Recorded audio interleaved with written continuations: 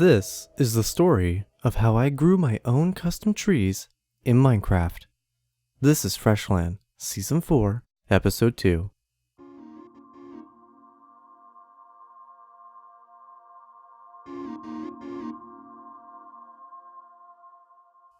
The world of FreshLand is still young. There are many lands, mysteries, and dangers still unknown to us. Having met with the local villagers, I have heard whispers of threats I have yet to see, and some I haven't yet accepted could be real.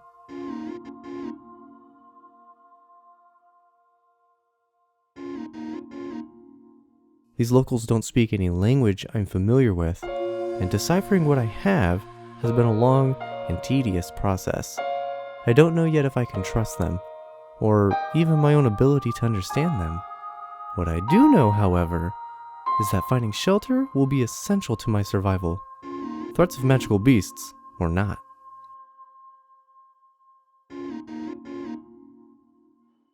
I am not yet ready to test the limits of my new home, this world we've landed in, and I think it would be wise to try and maintain a healthy balance with nature. Instead of tearing apart the land, uprooting the trees, or disturbing the woodland creatures that are still unsure of my presence, I think I'll grow my own home. And for this, I believe a giant tree would do the trick. I will nurture a sapling day and night until it's large enough to hollow out and make into a suitable home for myself. There is only one place I have seen trees of such scale, and that is where I must go in hopes of finding a sapling. I am no stranger to dimension hopping between the green, sunlit world and the nether. Even in this new, unknown world I found myself trapped in, the nether is still a special place, and gaining access remains the same. And it is through the nether I shall make my way back to the world between worlds. Now this dimension is new to me.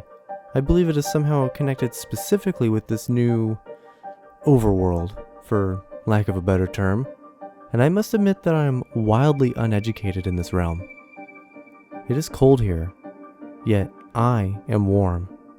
My stomach growls, yet I am not hungry, and I can hear voices, but there is no one. I wonder if this is what madness feels like, or perhaps this is an unnatural nexus that will soon collapse.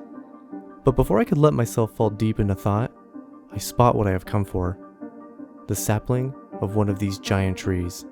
As I make my way back through the nether and to the world above, I can feel a strange power emanating from this sapling, a magic of sorts.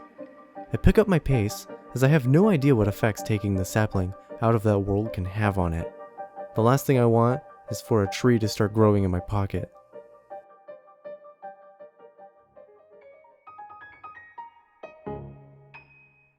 As I arrive through the portal and make my way into the forest, I briefly catch the gaze of some stray wolves, and I could have sworn I saw a flash of red in their eyes. I think the power surrounding the sapling may have an effect on the creatures of this world, and I'm afraid I will indeed have to stay vigilant night and day to ensure this thing can grow properly. I know just the place to plant this tree. It has a natural defense built in. I visited this forest grotto so frequently recently that I've worn my own pathway into the grass. There's something inviting to me about the way this land formed, almost as if there was once a river cutting through here centuries ago. But now it's a dense forest that leads to this clearing with tall cliffs on all sides. Anything that tries to jump from there will find themselves in a world of hurt and would be easy prey for me. The perfect place to plant this tree. I pull the sapling from my pocket, and like a moth to the flame, it seemingly buries itself. It wants to grow. At first I thought it was my imagination, but I've set up a small tent, a campfire, and brought plenty of food to sustain me for my time here. I haven't left the sapling's side, and what else am I going to do but watch the tree line, where the trees seem to be moving. Now, I haven't witnessed any tree uproot itself and walk away. Surely that'd be too crazy, even next to the things I've seen. though I could have sworn that tree line was a bit further away from the edge of the cliff than what it appears to be now. And if that wasn't enough to mess with me, I keep hearing the howls of wolves, and each night they seem to either be growing louder or growing in numbers. Or worse, both.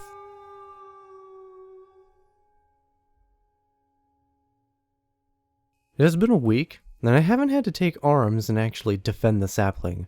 I'm starting to think the woodland creatures are just attracted to it, but don't want to actually approach it. Oh, and those trees are definitely moving. Just look at them. They're way closer and way crazier looking than before. I think the giant tree sapling, which is now starting to sprout, is helping them to grow. And for our first bit of bad news, you know when you get bored and you just kind of start eating? Well, it's very boring here, and I've eaten most of my stock. I'll have to abandon my post for a few hours to resupply. I'm nervous about leaving, and possibly wasting all this time, but I suppose I won't be needing a new home in a giant tree if I starve before it's grown.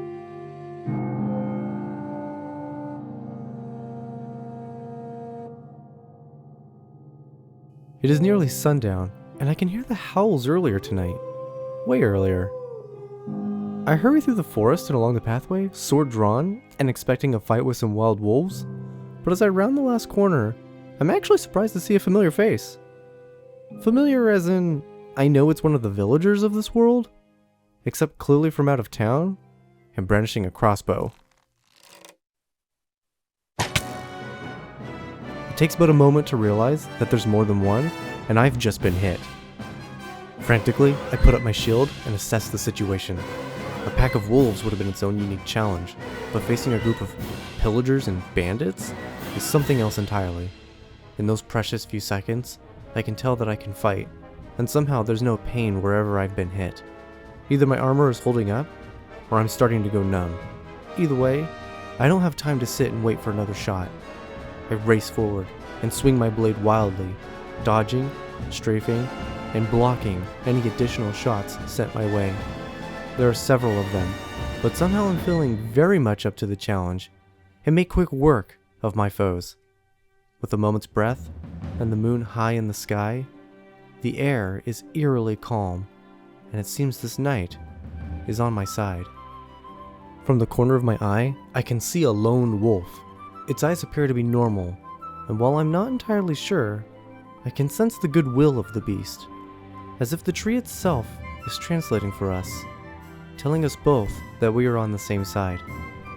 As the wolf slowly departs, I'm beginning to suspect that there's something much more powerful waiting to blossom from this sapling, and it dawns on me that the wolf pack's howls were their way of summoning me to stop the intruders. I think about it for a moment, and remember something the villagers from town had said. Perhaps it was a further misunderstanding resulting from our language barrier, but I think they called this forest Montoya, which roughly translates to hills and valleys. The Montoyan wolves, an unlikely ally, but perhaps we can work together through the magic emanating from this valley. As I rest by the campfire, I begin to wonder what else might come looking for this tree. Is it acting as some sort of magical beacon? What other beasts might come looking for it?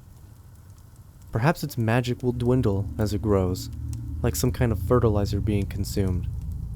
Or perhaps it'll bring more danger to this world. I am beginning to wonder if I brought some kind of bad omen to this place. But as the tree grows, I too am beginning to feel its effects.